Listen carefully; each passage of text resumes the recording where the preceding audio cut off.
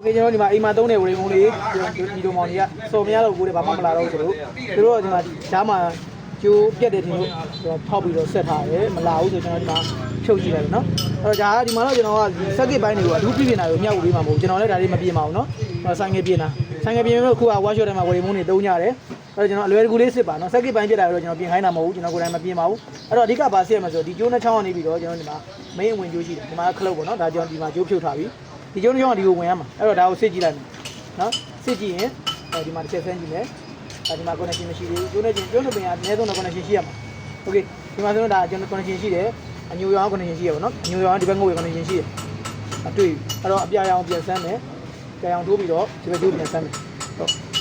okay အခုပြန်လာနေတယ်နော်အခုနာကမလာဘူးကျွန်တော်ပြန်ပြောက်သွားတယ်အဲ့တော့ဒီမှာကြည့်အခုပြန်လာတယ်အခုပြန်ပြောက်တယ်နော်အခုနာကတော့လုံးဝမလာဘူးအခုကျွန်တော်ကျိုးလှုပ်လိုက်တယ်ဒီမှာယောဂတွေ့ပြီပြန်ပြောက်တယ်ဒီမှာတော့သူကဒီမှာဖြက်ဆက်လှုပ်ထားတယ်ဒါပေမဲ့မဖြစ်ဘူးဒီမှာနောက်တနေရာရှိသေးပေါက်ထားတဲ့နေရာဒီနေရာကိုဒီမှာကိုးလိုက်ပြန်လာတယ်ရှောင်းလိုက်မလာတော့ဘူးနော်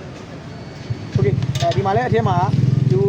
မခောက်ပြီးတော့မှပြတ်ထားပြီအဲ့တော့စက်ကစ်ပိုင်းတွေပြပြရင်တော့ကျွန်တော်တို့ကိုယ့်ရဲ့ကျွမ်းကျင်ရမဟုတ်တော့ပြင်မနေတော့ဘူးကိုကျိုးပြတ်တာလည်းကျွန်တော်လွယ်တကူရှာပြီးတော့